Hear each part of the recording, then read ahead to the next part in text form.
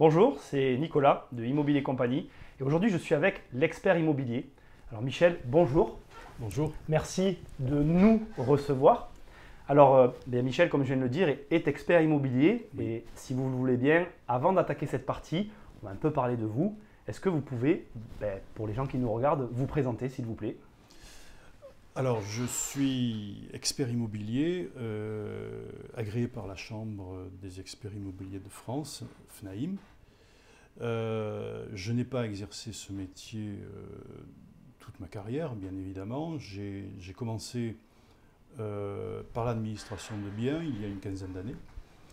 J'ai exercé le très beau métier de syndic de copropriété.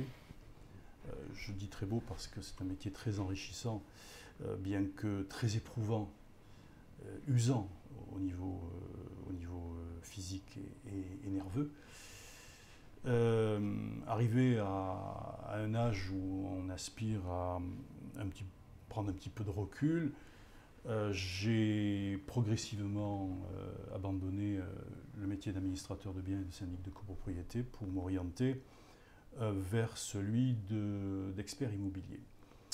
Et je parle de métier d'expert immobilier.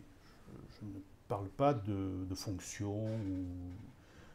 Et c'est tout à fait volontaire parce que... Alors je vous arrête, je suis désolé. Avant qu'on rentre dans le sujet, Oui. je veux juste qu'on fasse quelques petites précisions pour les gens qui nous regardent parce que je pense qu'il y a besoin.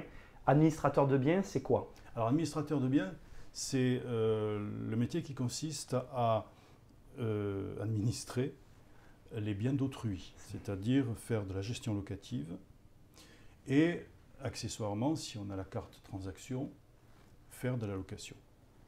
Voilà.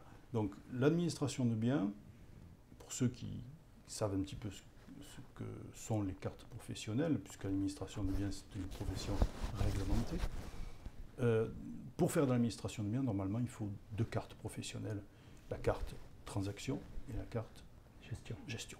Tout à fait. Le syndic de copropriété, il n'y a pas de transaction dans le syndic de copropriété, donc la carte de gestion suffit pour être syndic de copropriété. Voilà. Et donc en fait, vous administriez pour le compte de tiers des biens et vous amenez des services en plus aussi. Entre autres, par exemple, la garantie loyer impayé, tout ce qui va avec. Voilà. Exactement. Et c'était le but. Exactement. Et à partir de là, donc, vous avez basculé vers le métier. Alors, les gens qui nous regardent ne le savent pas, mais expert immobilier, c'est un métier. Pour moi, c'est un métier. Pour beaucoup d'experts, en tout cas de ma chambre, c'est un métier. Et si vous le voulez, je vous expliquerai pourquoi. Tout à fait, on va y venir. C'est un métier. Alors, votre chambre, ici, on est dans la région niçoise, juste pour se situer vaguement. Et donc, effectivement, le métier d'expert immobilier est assujetti. Il y a une chambre des experts. Et ce qui se passe, c'est qu'il arrive qu'il y ait des personnes, notamment qu'on trouve sur Internet et partout, qui s'autoproclament experts, mais dans l'immobilier, si on n'est pas affilié à la chambre, on ne peut pas se dire expert immobilier. Alors, vous me corrigez si je me trompe, mais... Alors, d'abord, ce n'est pas à la chambre, si vous permettez. Oui, bien sûr. À bien une sûr. chambre. Oui. Hein, on n'est pas unique. Bien que je considère bien évidemment que ma chambre est la meilleure et que ma fédération FNAIM est également la meilleure, il ne faut pas oublier les autres. Hein. Bien sûr. Donc il y a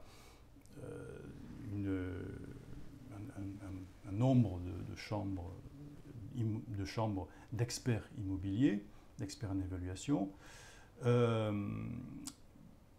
Si je dis que c'est un métier, c'est pour de bonnes raisons. Et l'essentiel, c'est que, pour moi, on ne peut exercer ou se prétendre expert immobilier que si on est affilié à une chambre qui elle-même est signataire de la charte de l'expertise en évaluation immobilière. D'accord. Pourquoi? Parce que la charte définit de façon très précise et très détaillée quels sont les moyens de faire une expertise immobilière. Elle définit la terminologie, elle définit les règles de calcul et j'en passe. Oui, Je il vous y a renvoie à la voilà, lecture. il y a toute une, en fait, il y a toute une procédure qui est mise en place et que chaque expert doit Respecter. respecter pour valider. Alors, Voilà. on est rentré dans le vif du sujet, mais je vais vous couper parce que peut-être que les gens ne le savent pas. Mais d'abord, dans quelles circonstances, alors je le sais un peu, elle n'est pas innocente ma question, mais Oui. comment une personne qui nous regarde a affaire à vous, qui êtes expert immobilier? Comment on se retrouve confronté aux experts immobiliers dans le quotidien, Alors, avant d'abord- de parler de ce qu'ils font? Oui, d'abord, on n'est pas confronté. Oui, non, on vous rencontre comment? Tout à fait. On nous rencontre parce que dans certaines circonstances, on a besoin d'avoir un document qui soit précis, circonstancié et opposable pour déterminer la valeur d'un bien. Dans quelles circonstances? Eh bien, par exemple, en cas de succession. Souvent, on nous demande, en cas de succession, de définir la valeur vénale du bien qui rentre dans cette succession, du bien ou des biens. Ensuite, vis-à-vis du fisc, pour payer justement les droits de succession, par exemple. Ou pour valider la valeur d'un bien aussi, pour c'est-à-dire valider la il y a valeur d'un bien. une valeur qu'on s'imagine nous-mêmes en tant que propriétaire, et vous allez dire, oui, voilà, ça, ou non, c'est plus, ou non, c'est moins. Voilà. Enfin, c'est Nous, qui on va allez- donner notre regard, on va apporter un regard indépendant. Voilà. Et il y a également un secteur qui actuellement est en pleine mouvance, c'est le secteur bancaire, qui va, je pense, les directives européennes vont un petit peu dans ce sens, qui va être amené à nous demander également des expertises. Les étrangers, les banques étrangères ont déjà commencé à faire appel à nous. Tant mieux. Tant mieux, parce que dans notre région, dans le sud-est, il y a pas mal d'investisseurs, encore d'investisseurs étrangers, qui veulent acheter des biens soit en résidence secondaire, soit même en résidence principale, et leur banque leur demande de leur fournir un rapport d'expertise en valeur vénale, Voilà. un vrai rapport d'expertise. Ce n'est pas un avis de valeur, un rapport Oui. d'expertise. J'allais vous poser une question pas innocente, mais je vais vous amener à y répondre. Qu'est-ce qui fait la différence, et je le dis pour eux, entre un avis fait par vous et un avis, ce n'est pas un avis, et une évaluation, pardon, faite par un agent immobilier? Alors, d'abord, l'agent immobilier n'est pas expert. Il y en a beaucoup qui vont vous dire oui, on va vous faire une expertise. Non. Pour faire une expertise, il faut être expert immobilier. L'agent immobilier, qui est une profession que j'ai exercée et que je respecte, l'agent immobilier va établir un avis de valeur, une estimation. Bon. L'expert immobilier va faire une évaluation. Ce sont deux choses complètement différentes. On ne demande pas à l'agent immobilier de justifier la valeur qu'il va annoncer. Oui. L'expert immobilier doit justifier. D'accord. D'accord ? L'expert immobilier va vous présenter un rapport qui peut aller dans sa partie rédactionnelle jusqu'à 20 pages, même voire davantage, au cours desquels il aura examiné il aura examiné toutes les données factuelles, Oui. qu'elles soient intangibles ou certaines un petit peu plus tangibles. Il va examiner toutes ces données et ça va lui permettre de faire ensuite une analyse. Oui, voilà. Il va produire la valeur en fonction de tout un tas d'éléments, en fait. De pondération, de pondération quelle qu'elle soit, que ce soit de pondération technique, parce qu'il aura trouvé que le matériau utilisé pour la construction n'est pas de bonne facture, donc il va peut-être pondérer à la baisse par rapport à ce matériau, et puis il va pondérer par rapport à l'environnement, il va pondérer par rapport aux données urbanistiques. Mais oui. D'accord? Il va Bon. tout prendre en considération Tout prendre en et le mettre. considération. Voilà. Parce que d'être dans une zone où, à cheval, par exemple, dans une parcelle, par exemple, à cheval sur la zone EN, et sur, bon, ça peut être quelque chose de Préjudiciable. préjudiciable. Oui, ça peut changer la valeur du terrain. Voilà, Enfin, de la par zone. exemple. Oui. Donc, et en urbanistique, j'en passe parce qu'il nous faut de Oui. la journée. Oui. Hein? Alors du coup, je vais encore vous tendre une perche par rapport à ça. Il y a aussi autre chose qui s'ajoute à tout ça, c'est que l'expert immobilier, quand il produit cette analyse, il y a aussi derrière une assurance, une garantie, une responsabilité civile professionnelle, Certainement. pour, voilà, qu'on ne va pas retrouver ailleurs et qui a une valeur aussi supplémentaire sur l'expertise. Alors, l'expert immobilier, par son affiliation à sa chambre, bénéficie d'un contrat groupe, hein, qu'il assure pour toutes les expertises qu'il va effectuer. D'accord. Il faut que j'examine le mien parce que je ne sais pas s'il comprend l'expertise judiciaire, par exemple. Bon. Mais quand vous êtes agent immobilier, regardez votre RCP. Est-ce que votre RCP va marcher en cas de préjudice suite à un avis de valeur écrit? C'est pas sûr. Hein? C'est-à-dire que vous, agent immobilier croyant bien faire et puis peut-être espérant signer un mandat, vous allez faire immédiatement un avis de valeur en lui donnant une espèce d'éclairage d'expertise et vous allez l'écrire. Le gars, il va aller à sa banque avec cet avis de valeur et puis pour demander si on peut avoir du crédit là-dessus. La banque va prendre l'avis de valeur. Eh oui, elle va s'appuyer dessus pour faire le prêt. S'appuyer dessus. Et là, moi, je dis, attention. Oui, si le bien ne vaut pas ce prix-là. Attention, si nous, on est assuré, on peut se tromper. Tout le monde peut se tromper. On essaye de prendre d'infinies précautions pour que ça n'arrive pas, mais tout le monde peut se tromper. On a une RCP qui est faite pour ça. Vous, agent immobilier, vous avez une RCP qui est faite pour votre activité d'agent immobilier. Qui est donc différent de l'activité d'expert immobilier.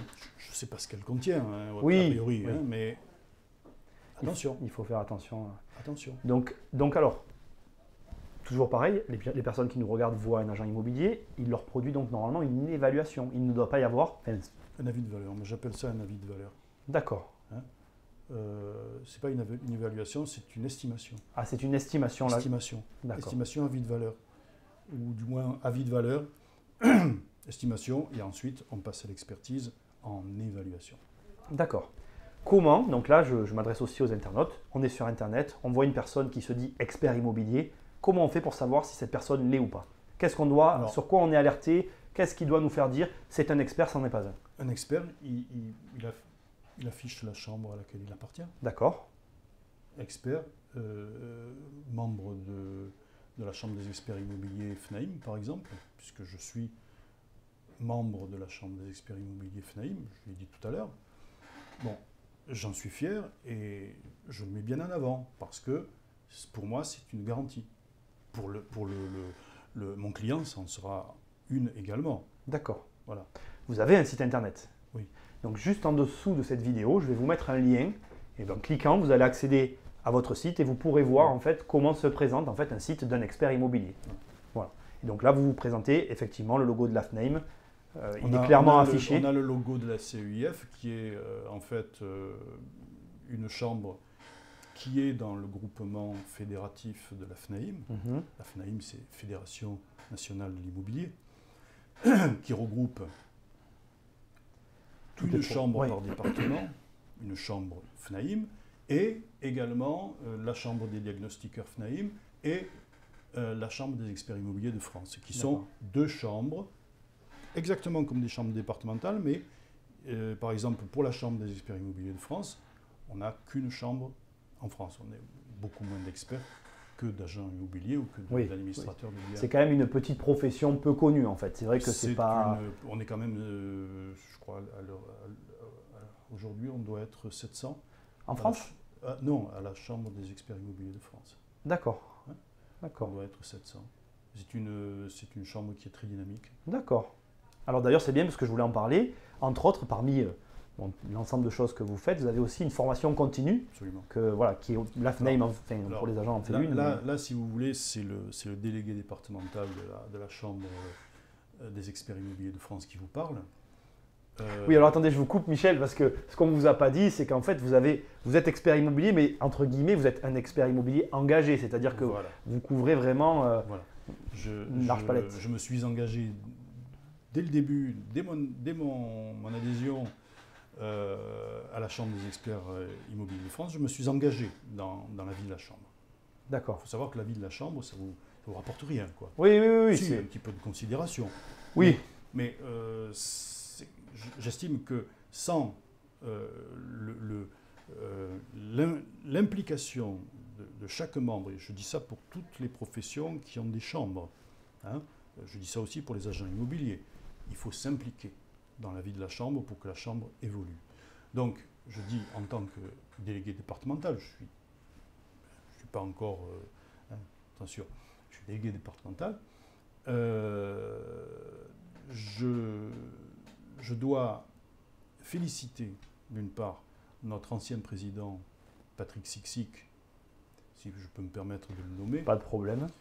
Qui a fait des efforts considérables pour promouvoir la formation professionnelle, la formation continue.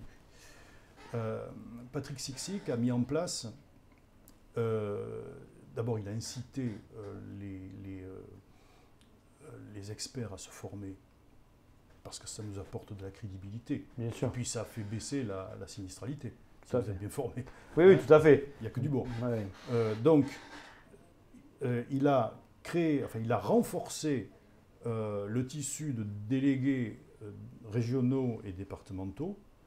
Nous sommes chargés, si vous voulez, de l'intendance, d'organiser des réunions de formation. Donc, on fait venir des gens qui ont des choses à nous apprendre, des avocats, des techniciens, par exemple le SPANC pour l'assainissement de nos collectifs. On fait venir des gens, des comptables par exemple. Voilà. Vous couvrez l'ensemble des choses nécessaires. Ou des experts qui ont des spécialités très particulières. Hein, qui sont spécialisés dans les problèmes d'hypothèque, etc. D'accord. Bon. Et en plus, Patrick Sixic a inventé, parce que il a inventé les universités de la CEIF, de la Chambre des experts immobiliers. D'accord. Ces universités, ce sont des journées de formation qui se déroulent à chaque fois dans une ville différente de France. D'accord. Et on peut y accéder? Tout le monde peut y accéder ou il faut être expert? Il faut être affilié à notre chambre. On peut être invité. Évidemment, on payera beaucoup plus cher. Oui. Il faut savoir que nous sommes arrivés en supprimant pas mal de manifestations qui, si, ça nous apportait beaucoup de plaisir et beaucoup de réjouissance, comme les congrès par exemple. Ouais. Bon, Patrick Sixic a dit on ne fera plus de congrès. Bon, mais par contre, tout l'argent qu'on a pour les congrès, on va l'investir dans la formation. D'accord. Donc la participation à une université de la Chambre des experts immobiliers de France, pour un adhérent, ça coûte 50 €. D'accord, oui, c'est vraiment... Alors après, évidemment, il faut y aller, il faut prendre une chambre d'hôtel, mais 50 €. Oui, pour se former, c'est vraiment... 50 € pour être formé par des gens compétents, parce que en général, on met le paquet. 50 €, et puis pour rencontrer aussi tout un tas de gens qui ont de l'importance, qui peuvent... on parle des réseaux sociaux, par exemple. Il n'y a pas que les réseaux sociaux sur Internet. Bon, c'est très bien. Mais il y a aussi les réseaux sociaux en vrai. En réel, oui, les rencontres qui peuvent être faites. Donc, toute cette dynamique fait que la Chambre des experts immobiliers de France et maintenant, avec la venue de notre nouveau président, Philippe Conté, qui, à mon sens, va encore fortifier toutes les innovations de Patrick Sixic, je crois qu'on est vraiment sur la bonne voie. D'accord. On est sur la bonne voie du professionnalisme, et c'est pour ça que je dis, expert immobilier, c'est un métier. Oui, tout à fait. C'est pour ça que je suis là. Alors, on a couvert pas mal de sujets. Maintenant, une question que peut-être les gens se posent, comment on fait pour devenir expert immobilier? Alors, il y a différentes... Enfin, du moins, moi, je ne peux vous parler que comment on fait pour devenir expert immobilier adhérent de la Chambre des experts immobiliers de France. D'accord. Hein. Donc, pour devenir expert immobilier, d'abord, il faut être issu d'un métier immobilier. C'est mieux, c'est un bon départ. Si on n'est pas issu d'un métier immobilier, il faut savoir qu'on va vous demander des diplômes. Hein. Soit des diplômes professionnels ayant une relation avec l'immobilier, soit des diplômes de faculté, des diplômes d'études supérieures.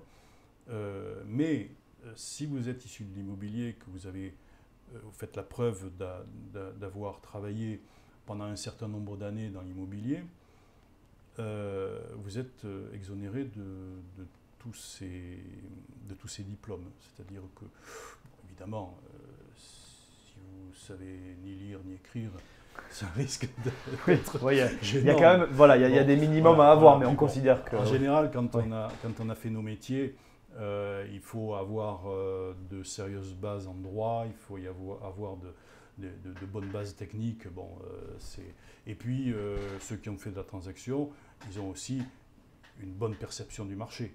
Bien sûr, bien sûr. Voilà. Donc, qu'est-ce qu'on fait? La Chambre va nous demander de faire un stage d'intégration. D'accord. Qu'est-ce que c'est qu'un stage d'intégration? C'est une session de formation qui dure en général 4 jours et au cours de laquelle un instructeur va nous apprendre toutes les étapes d'une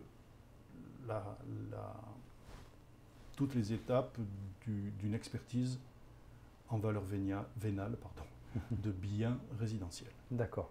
Hein, pour l'instant, au début, c'est uniquement du résidentiel. D'accord. À la suite de cette formation, bien, le postulant devra établir un rapport de stage, du moins un rapport d'expertise. Oui, Un rapport de stage, excusez-moi. Il devra établir un rapport d'expertise avec un sujet réel, hein, et la présenter aux examinateurs. D'accord. Et le présenter aux examinateurs. En fonction du résultat, bien, le candidat sera admis ou non. Ou il devra recommencer une session. Voilà. De 4 jours. De 4 jours ou moins. Il devra revoir sa copie jusqu'à ce que ça soit... Comment ça se passe? Il y a une liste d'attente pour devenir expert? Non, c'est une volonté d'un candidat qui va avoir un profil qui va faire qu'il est retenu. Et la Chambre, elle va prendre selon vos compétences. D'accord. À la suite de quoi, il s'affilie donc à la Chambre, il prend sa RCP Pro, sa RCP d'ailleurs, c'est un lapsus, bon bref, et il peut commencer à exercer. Voilà. Et là, il est appelé sur différentes missions. Alors, au début, on va le suivre, c'est-à-dire que nos pairs, les experts immobiliers de la Chambre, vont être à sa disposition pour lui donner des tuyaux. Si D'accord. Jamais, pour qui toujours attention, hein, s'il y a quelque chose que vous ne sentez pas, parlez-en. On ne le lâche pas seul dans la nature. Ça revient à ce que vous disiez tout à l'heure, il y a cette espèce de chambre derrière. C'est une famille, oui, la Chambre, c'est une famille professionnelle. Donc si on ne s'entraide pas les uns les autres, c'est pas la peine. Tout à fait. Voilà. Et je pense qu'on s'entraide pour le meilleur et pour le meilleur de la profession et apporter à nos clients un des meilleurs services qui soit. Voilà. D'accord. D'accord. Donc là, on devient expert. Une dernière petite chose par rapport à tout ça, les experts immobiliers sont aussi appelés par rapport à des problèmes du bâtiment. Ce que vous appelez, je crois Michel, la pathologie du bâtiment. Oui. Vous pouvez intervenir là-dessus? Comment ça se passe à ce niveau-là? Alors un expert immobilier, c'est un expert immobilier, ça n'est pas un expert en bâtiment. D'accord. Les experts en bâtiment, ce qui ne veut pas dire que l'expert immobilier ne doit pas avoir une sérieuse formation en pathologie du bâtiment. D'accord. Hein. Cette formation, il l'a parce qu'il a fait deux. Je vous ai parlé du stage d'intégration, mais il n'y a pas que le stage d'intégration.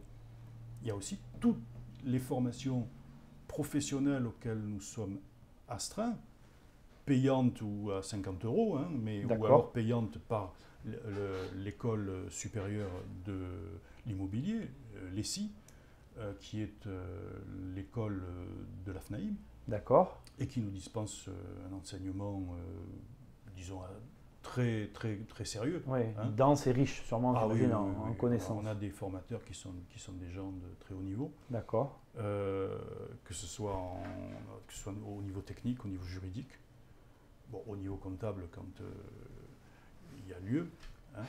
Il faut savoir que ensuite, une fois qu'on est expert en valeur vénale de résidentiel, on peut devenir expert en valeur vénale de fonds de commerce, par exemple. Alors là, c'est un autre métier, en fait. Le processus d'expertise est complètement différent. Ça va être une analyse financière qui va être faite sur l'état de ce fonds. D'accord. Hein, et puis qui va être pondéré, bien évidemment, par tout un tas de facteurs qui sont un petit peu plus subjectifs. Le chaland, l'environnement. Les mètres linéaires de vitrine. Voilà, les mètres linéaires de vitrine. Bon, il y a toujours des moyens de calcul, mais je pense que l'œil de l'expert, lorsqu'il a bien assimilé tout le contexte, l'œil de l'expert est encore la meilleure garantie. D'accord, d'accord. Voilà. Michel, on va passer un petit peu maintenant pour les gens qui nous regardent. Vous savez que j'ai toute une partie de l'audience qui est investisseur immobilier. Oui. Je vais vous demander votre avis, alors en tant qu'expert justement, sur l'investissement immobilier. Je peux vous parler franchement. Allez-y, on est là pour ça. Alors moi, personnellement, j'entends des annonces qui nous disent tous les voyants sont au vert. Alors, les voyants, d'abord, je ne sais pas où ils sont. Il faut savoir que il y a certains marchés qui s'en tirent très bien. Hein. Le marché du luxe, par exemple. D'accord. Bon, s'en tire très bien.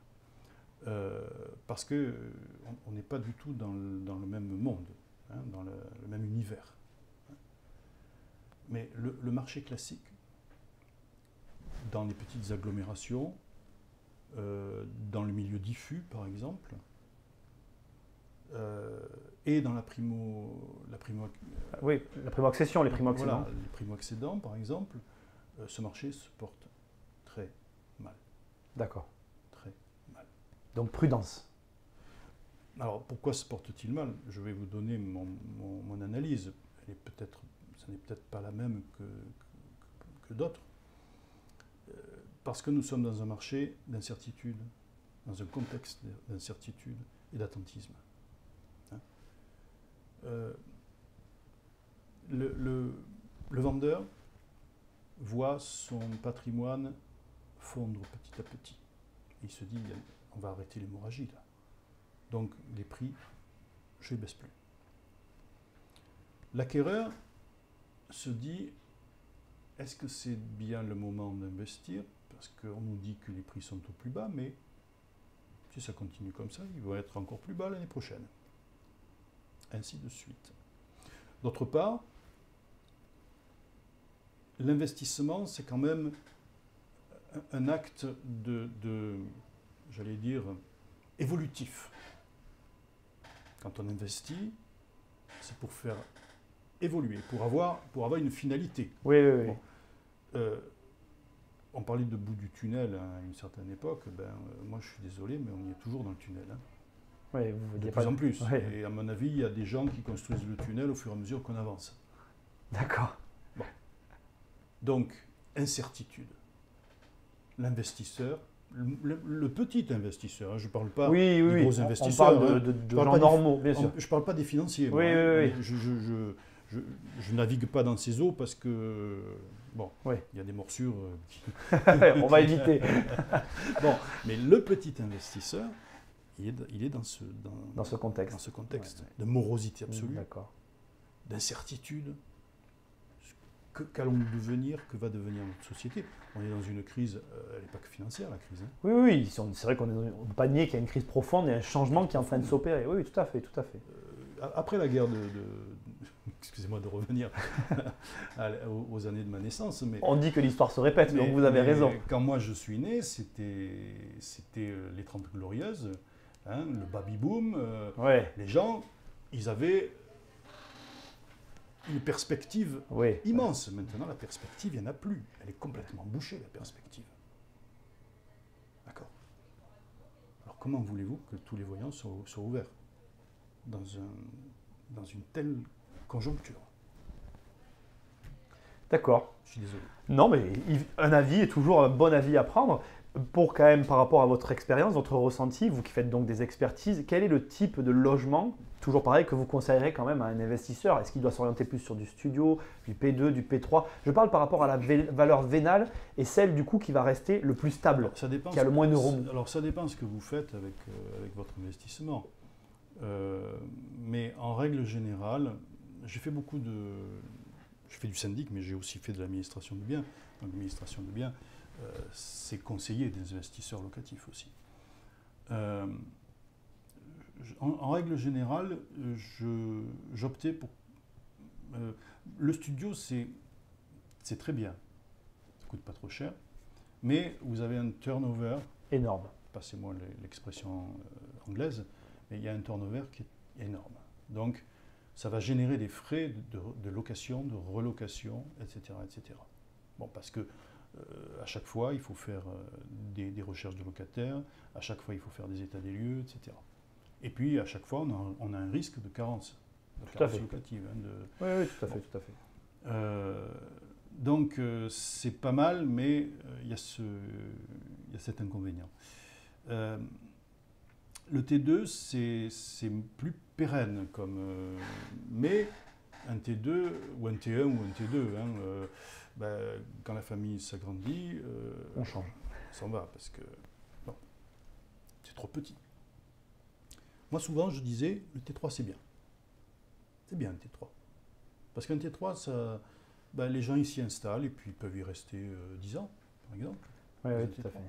Alors, au niveau du prix, c'est plus cher. Oui, automatiquement. Ça semble logique. Mais l'investissement est plus pérenne. Bon. Est-ce que ça va vous rapporter plus? Non. Ça ne va pas vous rapporter plus. Peut-être même, en termes de loyer au mètre carré, ça va peut-être vous rapporter moins. Vous allez moins le rentabiliser. Mais il y a une pérennité. Pérennité, il y a beaucoup de gens qui ça a une valeur, aimeraient payer pour l'avoir. Tout à fait. Donc, je conseille toujours aux gens qui veulent investir, l'investisseur, pas le gros investisseur, je travaille. Oui. Non, les gens normaux. Je ne fais pas ça. Ouais. Hein, mais l'investisseur moyen, je lui dis toujours, si vous voulez un bon investissement, prenez du T3. D'accord. Éventuellement du T2. Mais si vous prenez du studio, il faut savoir que vous allez avoir cet inconvénient. Et puis du local vacant pendant... une durée qu'on ne connaît pas. Voilà. Ouais. Même si l'agent immobilier, il tient bien la route. Oui, non, ça n'a rien à voir. C'est les aléas, ça fait partie du jeu. Dernière petite chose, j'estime, mais je pense que c'est la vérité.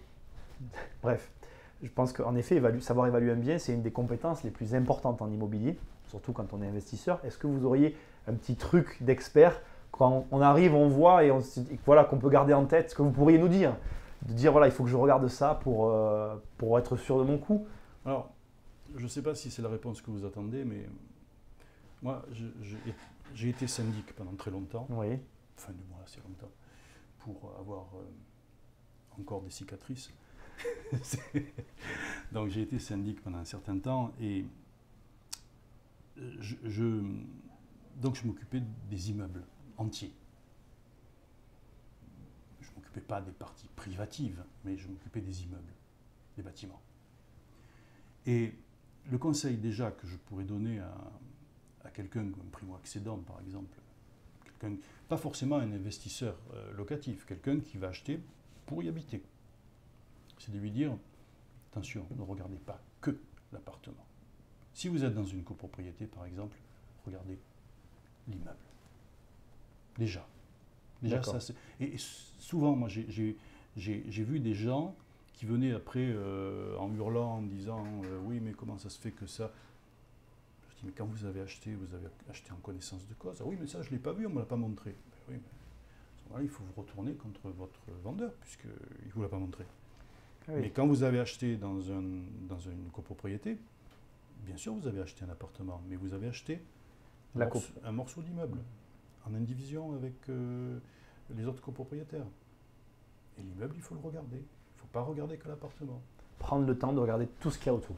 Tout ce qu'il y a autour, et puis tout ce qui est administratif, par exemple, de bien demander les 3 derniers PV d'Assemblée Générale, par exemple, des choses comme ça. D'accord. Bon, je glisse peut-être un petit peu par rapport à votre question. Non, ça va. La loi, ce que j'allais juste ajouter dans votre sens, la loi Allure a un peu changé les choses, puisque maintenant, à l'acte, on est obligé, enfin non, au compromis, c'est à l'acte, je dis peut-être une bêtise, mais on est obligé d'avoir justement, de fournir l'état de l'immeuble qui n'était pas fourni avant. Mais bon. Alors, là, vous allez me mettre en colère.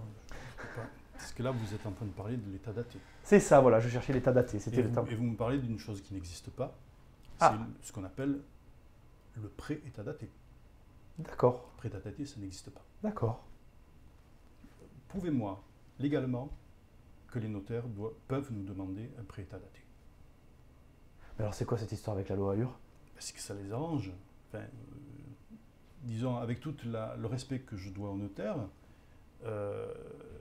ils ont trouvé parce que la loi Allure est tellement imprécise en plus. Ça c'est vrai. Bon. On va pas s'étendre là-dessus. Là aussi, c'est pas un jour qu'il nous faudrait, c'est une semaine. Mais la loi Allure est très imprécise. Et effectivement, il aurait fallu qu'il y ait une information préalable, on va dire. Je ne sais pas comment on peut appeler ça, mais une précision. À aucun moment, la loi ne dispose pas que le syndic doive fournir un pré-état daté. Ça n'existe pas, le pré-état daté. On fournit un état daté et ensuite on fournit une actualisation de l'état daté. D'accord. L'état daté, évidemment, il faut le payer. Et oui, ça je... Alors en général, l'état daté, on le fournit au moment juste avant la vente. C'est ça. On ne fournit pas au moment du compromis. C'est entre le compromis et l'acte avant la vente, c'est ça exactement. Bon. Et donc, on va fournir l'état daté. Et puis, si la vente elle est repoussée, par exemple, on fournira un nouvel état daté à jour. Voilà, on fournira une réactualisation de l'état daté. Tout ça, ça a un coût. On ne fait pas ça gratuitement. Enfin, les syndics. Oui, non, mais bien sûr. Mais vous voyez, Mais le pré-état daté, ça n'existe pas. C'est une invention. D'accord. Donc, pas la peine. Enfin, pas la peine. Il faut qu'il le consulte quand même. D'accord. Bon. Je ne dirai rien. Bon. Simplement, le pré-état daté, ça n'existe pas. C'est une invention. Et nous, à la FNAIM, nous dénonçons ce principe. Cet élément-là. Voilà. Bon, vous voyez, un expert. Voilà, on a eu le cas même. Moi, bêtement, j'ai suivi la loi. Je n'ai pas cherché à aller voir plus loin. Et effectivement, bon, donc, Michel. Pour résumer, expert immobilier, c'est un métier. Vous nous avez donné dans cette interview tous les éléments pour les détecter. Moi, j'adore finir mes interviews par une petite touche d'humour. Alors, je vous offre un cadeau. Vous ne l'aimez pas. Qu'est-ce que vous en faites? D'abord, je serai très courtois, c'est-à-dire que je vais être hypocrite pour une fois. Je vais faire semblant de... Oh, c'est magnifique. Hein, voilà. Bon, ça arrive souvent qu'on me fasse des cadeaux, mais si vous voulez, ça dépend de qui vient le cadeau. D'accord. Un cadeau est beau à partir du moment où la personne qui vous l'offre le fait avec amitié et avec gentillesse. D'accord. Donc il sera toujours beau. D'accord. Michel, merci beaucoup de nous avoir reçus et à très bientôt. Au revoir. Au revoir. Hey!